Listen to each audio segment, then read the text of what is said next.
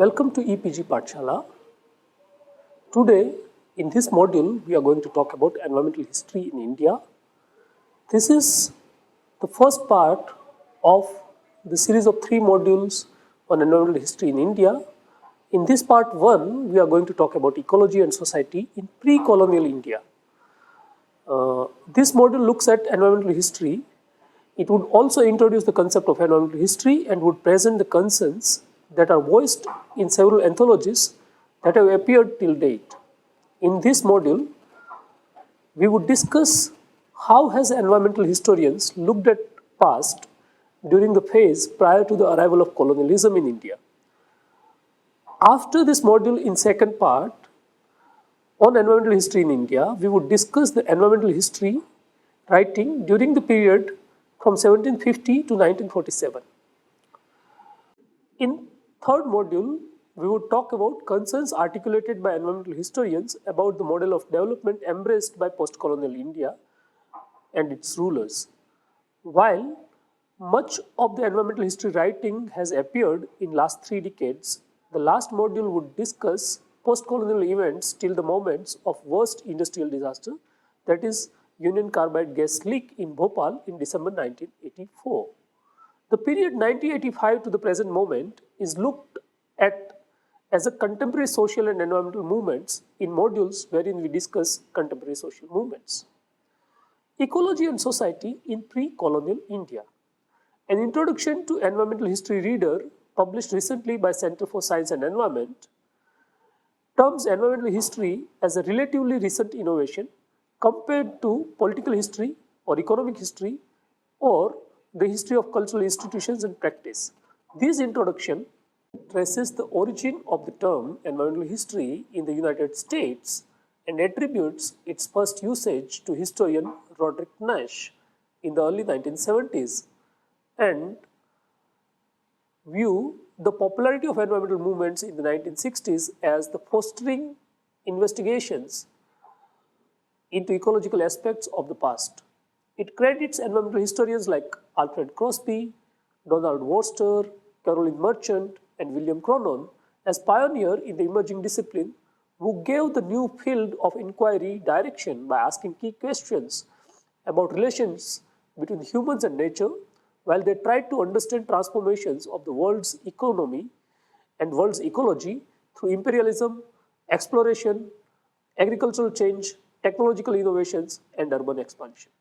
Amongst several modes of writing history, emerged this stream, ecological or environmental history. While Rangarajan and Shivaram Krishnan, in their anthology that got published in the year 2014, considers Ramchandra Guha's 1989 book, Unquiet Woods, Ecological Change and Peasant Resistance in Himalayas, as the first full-length monograph on India's environmental history.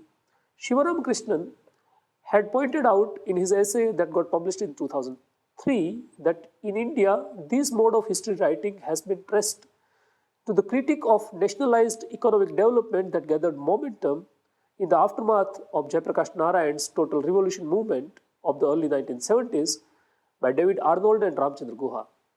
In an introductory essay to a collection of essays on the environmental history of South Asia, David Arnold and Ramchandra Guha situates the environmental history writing in the subcontinent within the emerging discipline, which was believed to have come of age in regions such as the United States and France, having emerged in the wake of modern environmental movements there in the 1970s.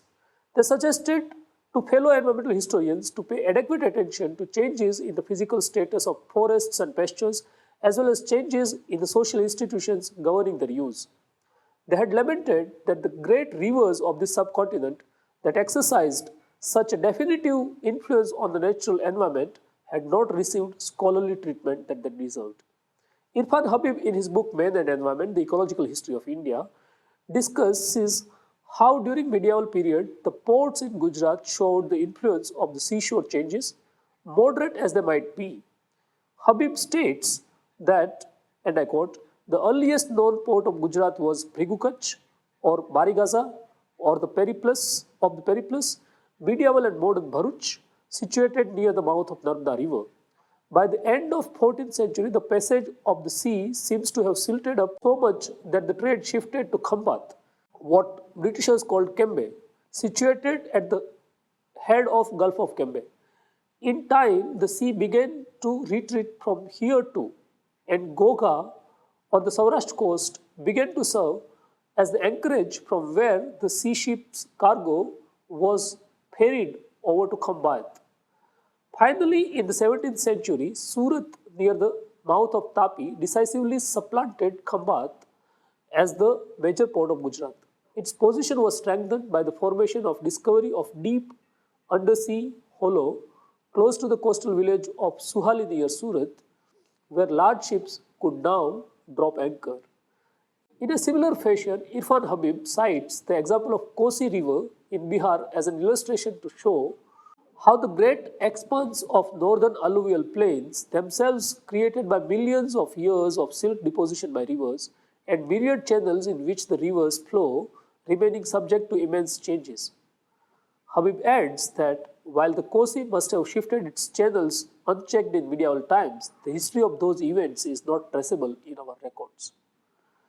From the written sources, Irfan Habib traces changes in river course in respect of the Indus Basin and points out the major river courses in Punjab in 1400 and 1970. Irfan Habib also talks about an example of the practical disappearance of river through a substantial change of course of its main feeder in what happened to the Jamna River in Bengal, which carried the main waters of the present Tista as it entered the plains, and after a course directly southward across northern and central Bengal, debouched into the Ganges. Talking about the dramatic changes, Habib narrates, in 1787 the Tista abandoned the Jamna altogether and turning southwards ran into the Brahmaputra, reducing its course in the plain down to a third of its former length. Similarly, Das Gupta recalls how the death of the Indus Valley civilization was not caused by a single dramatic event and elaborates the research by Sherin Ratnagar, who in 1986 proposed that the lift irrigation may have resulted in overreaching of its ecological limits. He also cites an opinion of M.H. Rawal, former director of Gujarat Department of Archaeology, who suggested in 1989 that as animal herding was an important form of subsistence in Harappa, large populations of goat and sheep would also have led to overgrazing. Unquote.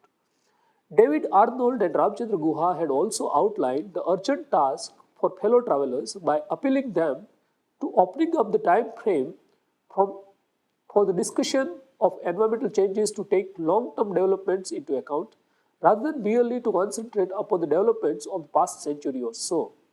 In an initial attempt to undertake such a task, Madhav Gadgil and Ramchandra Guha, in their pioneering work, This Fissured Land, An Ecological History of India, presents South Asia landscape as not merely populated by settled villages, but as a treasure trove of biological diversity populated by hunter-gatherers, Jumias or Sweden agriculturalists, nomadic pastoralists, seafaring traders, and fisher folks practicing both inland and coastal fishing. Not only had this work paid rigorous attention to pre-colonial India, it also drew on an array of archaeological and literary evidences to evolve a larger framework to approach patterns of ecological change in the past. However, it has also been claimed that most subsequent collections and anthologies on India's environmental pasts barely take notice of the era prior to 1800. Rangarajan and Shivram Krishnan points out that such a situation arose since sources for pre-modern and early modern forest and environmental history are indeed scarce. To correct such an anomaly, they present an edited volume that consists of essays ranging from prehistoric India right to the middle of the 19th century. With 4 of the 16 essays making an effort to blend archaeology and ecology, and another 4 drawing from literary texts to construct imageries and states of nature. In a subsequent anthology published in the year 2014, Rangarajan and Shivram Krishnan stress upon a need to critically engage with the longer range history of the lands or people when they assert that there is a need to promote more sustained and engaged dialogue that straddles different eras, such as prehistoric, ancient, medieval, and modern. All the more so because many historians and sociologists of modern India often view the past as a kind of tabula rasa. They point out that the excellent works such as Environment and Empire in 2007 and Imperial Encounters in 2012 accomplish much by way of tracing the complex connections of British imperialism and ecological processes, but they hardly even glance at, let alone critically engage with the longer range histories of the lands or people, even in terms of perspective, let alone rigorous treatment. Such a trend displayed by anthologies within environmental history must invoke a sense of disbelief in a subcontinent with so much work by archaeologists. Was archaeology to remain merely a discipline about the excavations and fossil records?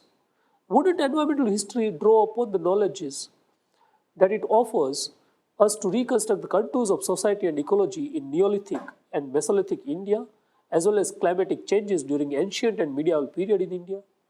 Wouldn't the study of literary texts such as Meghdutam or Abhigyan Shakuntalam by Kalidas offer certain pathways within which to understand the climate function such as Indian monsoon or the different perspective on forests?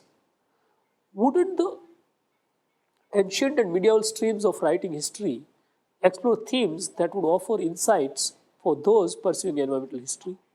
Wouldn't explorations in disciplines such as geology offer insights to be incorporated into environmental history, for example, changing flow regimes and historically and geologically memorable floods in river basins of the subcontinent? As Irfan Habib points out in his book Men and Environment, The Ecological History of India, there is no single published work on the ecological history of the whole period of ancient India or medieval India.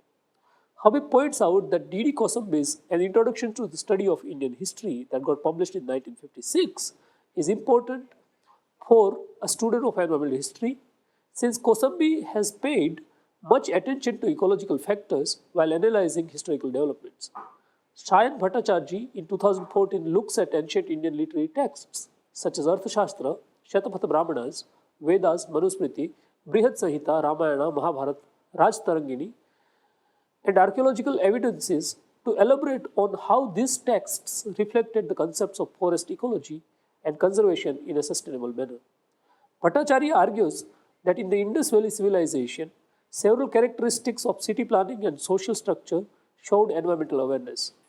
Irfan Habib indicates that wheat and barley began to be cultivated in the Indus Basin before 6000 BC and rice in the Ganga Basin some 3000 years later, but makes a conjecture that the cultivated area in relation to the whole area must still have been extremely small.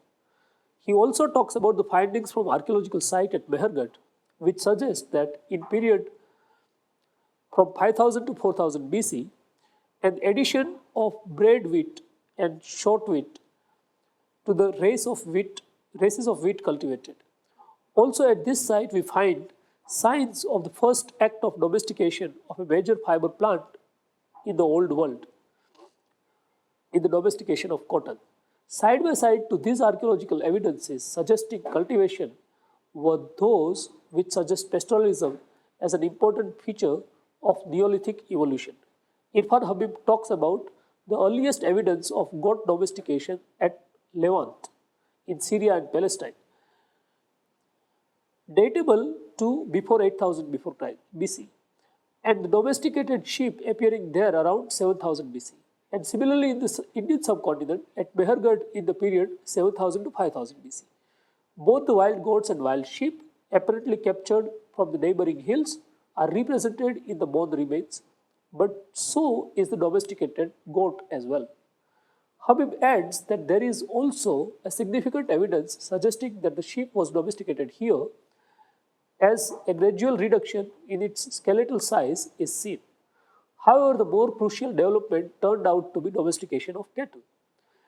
Discussing the evidence at Mehergarh in its period 7000 to 5000 BC, Habib argues that the remains of bones in large proportion are those of wild species alone, and among these the wild ox is also represented, and adds that yet bones of the humped or zebu cattle are also found, and there is in succeeding phases a growth in the number and a diminution in their individual size, a characteristic mark of the process of domestication.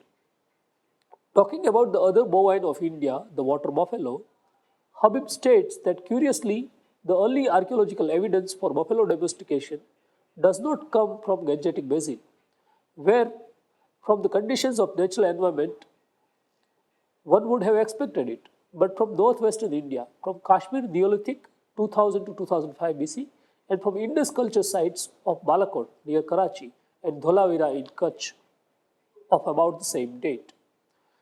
Talking about two Mesolithic sites, Adamgarh in Narmada Valley around 6000 before Christ, and Bagor in Aravalis in Mewar during 5365 to 2650 BC, Habib argues that the bone remains of animals there suggests a process of exclusive pastoral diffusion. Tracing how the exclusive pastoral diffusion would have come to merge with cultivation, creating a symbiosis, Habib argues that a number of innovations around 3300 BC and 3000 BC, such as castration as a means of making the male ox or bull tractable enough to be controlled by man so that it could be made to carry loads and draw the plows, and the vertical cart wheel, making the bullock-driven transportation possible. The next period, from 1500 BC to AD 700, in the narration on our knowledge of environmental history of India occurs about 1500 BC, because now we move from the exclusive dependence on archaeological evidence to texts. Habib states that the increasing corpus of texts such as Rig Veda supplements the findings of archaeology and later reinforced by inscriptions, ultimately relegates archaeology to secondary, though not unimportant position. So we find Irfan Habib's citing extracts such as Ode to Aranyani from Rig Veda, Ashoka's Pillar Edict on animals to be protected, Barna's Harsh Charit in 7th century on borders of India forests. Coming to medieval period, which is from 700 AD to AD 1750, Irfan Habib argues that during medieval times, considerable variations in rainfall started to have an overwhelming impact. Once cultivation became chief human endeavor, since the seasonal crops could simply be destroyed if the rains arrived late or fell at a wrong time. Habib voices a view that with the aid of narrative histories, we can build a better famine record, however incomplete, for medieval times than for the ancient period. In his book, Agrarian Systems of Mughal India, Irfan Habib draws a detailed table of famines during the 17th century. Narrative history of Mughal period also tells us a great deal about the irrigation, wildlife, and domesticated animals in India. Irfan Habib informs us that in peninsular India, where natural undulation suit their condition, stone and earthen dams were built to create irrigation tanks of different sizes, with sluices and canals laid out to irrigate peasant fields in fairly large areas. He also talks about inscriptions containing references to constructions and repairs of irrigation tanks from the time of Vijayanagara Empire, that is 14th to 16th century. Describing the canal excavation during Mughal era, Habib tells us that in northern India, canals were excavated by Firoz Tughlaq from the Yamuna and Satluj river to irrigate waterless tracts in Haryana and eastern Punjab, and later by Shah Jahan, who laid out the great West Yamuna Canal with a sophisticated system of distributaries to irrigate surrounding lands. David Arnold and Ramchandra Guha notes that South Asia has a long and developed history of irrigation and urban settlements, and raises a question that as yet we know relatively little about how these modified the surrounding environment or gave rise to adverse environmental effects. They suggest that as a major consumer of fuel, fodder, building material and foodstuffs, cities in South Asia over time have produced a substantial modification to the environment over a wide area. Amongst those who have explored the pre-colonial India within environmental history, the first set of researchers have been those who try to engage with the narrative that often describe pre-agrarian modes of resource utilization as cultures that were threatened to get wiped out in the face of agricultural expansion. Rangarajan and Shivaram Krishnan cites Bibhuti Bhushan Bandyopadhyay's Bangla text, Aranyak of the Forest, as an illustration of a sensitive portrayal of the early 20th century conquest of the forest by the arable, of nature by culture. They also refer to Didi Kosambi's writings, assuming that pre-agricultural cultures and ways of life could not be subjugated and absorbed into the wider, more advanced milieu, adding that Kosambi would have imagined himself as chronicler of the demise of the older ways. Similar values were shared by certain colonial experts who failed to understand the rhythms of pastoral mobility and conflated it with vagrancy and tried to unleash a modernizing vision with a typical law and order approach. While much of the focus has remained about the forests and agrarian landscape within environmental history, there has been some writings that engage with pastoralism in South Asia's past from proto-historic times and gradually gets more and more scarce as we move into later times. So in 1991, Center for History Studies at JNU, Professor Sherin Ratnagar and her colleagues held a workshop on exploring pastoralism as a theme in history. Historic moments such as permanent settlement and the consolidation of colonial policies and control over forests have often been presented in environmental history as representing a dramatic rupture. However, the discourse about diminishing pasture, encroachment of settled cultivation over the pastoral resources and pastoral resource use patterns, and migrations arising from catastrophic redrawing of client-patron relationship would have to be imagined as predating colonialism. Sherin Ratnagar, in her introductory essay written for that workshop, talks about an inscription of about AD 860 from the vicinity of Jodhpur about a village hitherto infested by Abhirs being rehabilitated and rebuilt. However, she also quickly reminds her readers that occasionally the reverse process is documented. Occupied lands are turned over to pastures as well, drawing our attention to a doctoral thesis by N. Veeraval on history of pastoral communities of ancient and medieval Tamil Nadu, submitted to Madurai Kamaraj University in 1989. Similarly, in her paper, Villages Abandoned, the case of mobile pastoralism in post-Harappan Gujarat, Supriya Verma talked about bigger possession that herdsmen in Gujarat carried around with them. Ratnagar underlines that interdigitation and complementarity between settled cultivators and pastoral people, however, do not mean that only mixed farming prevailed, and pastoral modes slowly got phased out. She suggests that we need to consider pastoral nomadism as well as agro-pastoralism. Since the latter can prevail in zones which cannot support successful agriculture or pastoralism exclusively, those who depend more on herds for their livelihood spend less time and labor on fields and vice versa. Also, it would be erroneous to assume a perfectly harmonious symbiosis between mobile pastoralists and sedentary cultivators. As Daniel Ballard's paper, Nomadism and Politics, the case of Afghan nomads in the Indian subcontinent, illustrates, there were frequent conflicts between these two groups, and much earlier, such conflicts were being alluded to when Sumant Mehta delivered his speech at first convention of Gujarat Kisan Parishad and asserted that how he was consulted by Raikas as well as Kudbis. Irfan Habib recommends Sumit Guha's book Environment and Ethnicity in India, which has brought out the intertwining of settled and forest zone in pre-colonial times with the social and political complexities that resulted. Rangarajan and Shivaram Krishnan puts to scrutiny three premises about the pre-colonial past in the subcontinent. And I quote, the first was the limited reach of states beyond the cultivable arable. The second, which follows from the first, was the virtual eclipse of states as actors in the arena of landscape change. And third was the tendency to overstate the self-governing nature of village societies at the cost of ignoring the wider power relations within which village societies existed. They alert us to pay attention to how in recent decades the popular notion regarding this has moved from one extreme, as in the nationalist history of early India, where the power of states was seen as omnipotent, to the other of exaggerating the reach and role of local history.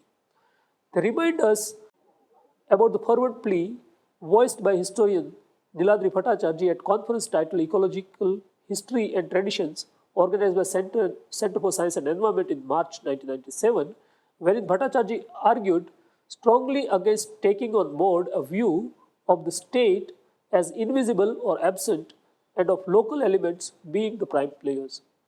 Rangarajan and Shivaram Krishnan also urges upon scholars of environmental history to critically unpack the very notion of a primeval forest, since when, where, and how it begins to exercise such a hold on imagination does matter.